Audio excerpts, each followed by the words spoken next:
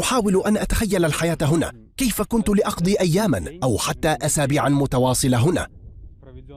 أتخيل الأشياء التي يمكنك القيام بها هنا، ولا أعرف، أعتقد أني لم أكن لأتحمل أسبوعا هنا.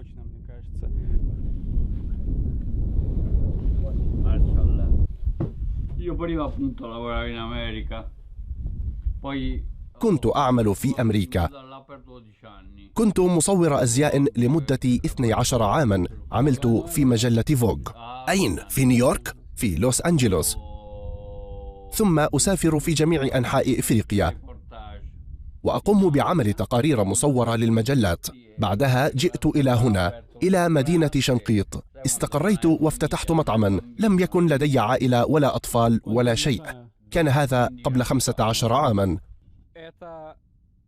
هذا مذهل. إنها مجرد صدفة رائعة كالمعجزة. فإني قبل قليل كنت أمشي وأتحدث عن إمكانيات الحياة في هذه القرية، وبعدها اتضح أننا وصلنا إلى بيت على حافة القرية يعيش به إيطالي منذ 15 عاما ويشعر بالراحة.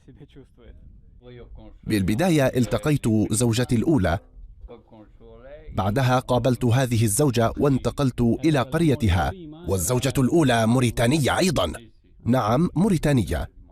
قال لي إنه سألته ما حدث للزوجة الأولى، فقال لي إنه كان لديه أيضا زوجة في إيطاليا، بعدها هنا الأولى والثانية. قال إنه عمل كمصور في الأزياء لفترة طويلة جدا، طور به حب النساء، فقد كان هناك دائما الكثير من النساء حوله، وبقي الوضع على هذا النحو.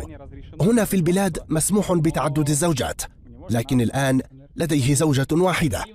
اعتنقت الإسلام قبل الزواج. حقيقة؟ ولماذا؟ دائما كنت أنجذب إلى الإسلام، لكن لم يكن هناك معلم يشرح لي كل شيء.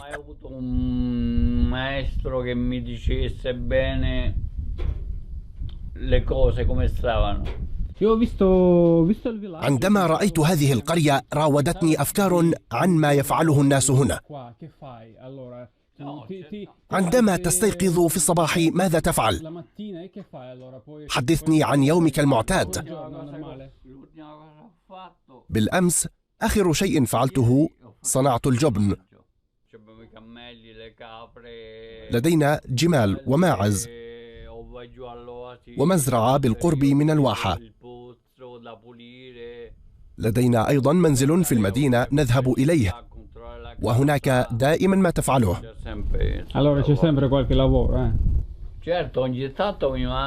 بالطبع أحيانا أفتقد للكثير من الأشياء. أتذكر كل حياتي، كل وسائل الراحة، لكن عندما نغادر إلى المدينة لا يمكنني البقاء هناك لأكثر من 3 أشهر في موسم الحر.